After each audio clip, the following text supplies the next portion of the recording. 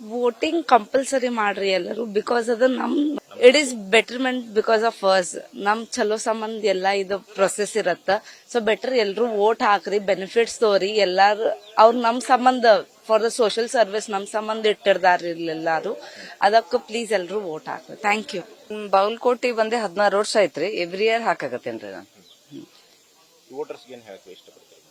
ಈಗ ನಾನು ಒಂದು ಜಿಲ್ಲಾಸ್ಪತ್ರೆಯಲ್ಲಿ ಸರ್ಕಾರಿ ವೈದ್ಯಾಧಿಕಾರಿ SNC ಪೀಡಿಯಾಟ್ರಿಷಿಯನ್ ರೀ.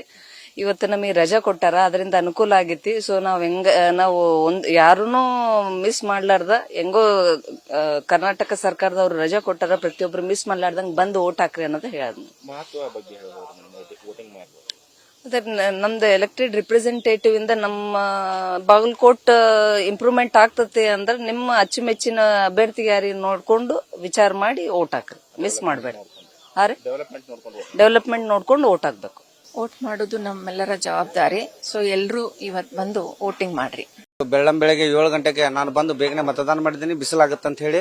ಯಾಕಂದ್ರೆ ನಮ್ಮ ಪ್ರಜಾಪ್ರಭುತ್ವ ಹಕ್ಕು, ನಮ್ಮ ಮತವನ್ನು ವೇಸ್ಟ್ ಮಾಡಬಾರ್ದು.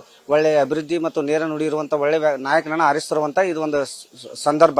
ಅದಕ್ಕಾಗಿ ನಾನು ಬೆಳಗ್ಗೆ 7 ಗಂಟೆಗೆ ಒಳ್ಳೆ ನಾಯಕನಿಗೆ ನಾನು ಒಂದು ಮತ ಹಾಕಿರುತ್ತೇನೆ. ಸರ್, ಇದು ಪ್ರಜಾಪ್ರಭುತ್ವ ಐತಿ. ಇದು ಒಂದು ಹಬ್ಬದ ವಾತಾವರಣ ಟೈಪ್. ಎಲ್ಲಾರು ಬಂದ್ ಮತ ಹಾಕ್ಬೇಕಂತ ವಿನಂತಿ ಮಾಡ್ಕೋತೀನಿ. ಈಗ ಮತದಾನ ನಮ್ಮ ಹಕ್ಕು, ಮತದಾನ ಯಾರು ವೇಸ್ಟ್ ಮಾಡಬೇಡ್ರಿ. ಈಗ ಬಿಸಿಲು ಬರೋಕ್ಕಿಂತ ಮುಂಚೆನೆ ಬಂದ್ ಎಲ್ಲಾರು ಮತದಾನ ಮಾಡಿದ್ರೆ ಅನುಕೂಲ ಆಕತಿ ಅಂತ ಹೇಳಕ್ ಇಷ್ಟಪಡ್ತೀನಿ. ನಮಸ್ಕಾರ. ಇದು ನಮ್ಮ ಕಾನೂನುಬದ್ಧ ಹಕ್ಕು ಮತ್ತು ನಮ್ಮ ಕಾನೂನುಬದ್ಧ ಜವಾಬ್ದಾರಿನೂ ಆಗ್ತದೆ. ಪ್ರತಿಯೊಬ್ಬರು ಕಂಪಲ್ಸರಿಯಾಗಿ ವೋಟ್ ಮಾಡ್ರಿ ಅಂತ ಎಲ್ಲರಿಗೂ ನನ್ನ ಕಳಕಳಿ. ಈಗ ನಮ್ಮ ಭಾಗದ ಪ್ರಗತಿ ಮತ್ತು ಮುಂದಿನ ಭವಿಷ್ಯ ನಿರ್ಧಾರ ಮಾಡೋರೇ ಈ ಎಲೆಕ್ಟೆಡ್ ರಿಪ್ರೆಸೆಂಟೇಟಿವ್ಸ್, ಅಂದ್ರೆ ನಮ್ಮ MLA ಅವರು. ಸೊ ಯಾರು ಎಲೆಕ್ಟ್ ಆಗ್ತಾರೋ ಅದರಿಂದ ನಿಮ್ಗೆ ಯಾರು ಕರೆಕ್ಟ್ ಆಗಿ ಇಲ್ಲಿ ಡೆವಲಪ್ಮೆಂಟ್ ಮಾಡ್ತಾರೆ, ಯಾರು ಇದರಿಂದ ನಮ್ದು ಭಾಗದ ಅಭಿವೃದ್ಧಿ ಆಕೈತೆ, ಅವ್ರನ್ನ ಕರೆಕ್ಟ್ ಆಗಿ ನೋಡಿ ಅವ್ರಿಗೆ ವೋಟ್ ಹಾಕ್ರಿ ಅಂತ ನನ್ನ ಕಳಕಳಿಯ ವಿನಂತಿ ಎಲ್ಲರಿಗೂ.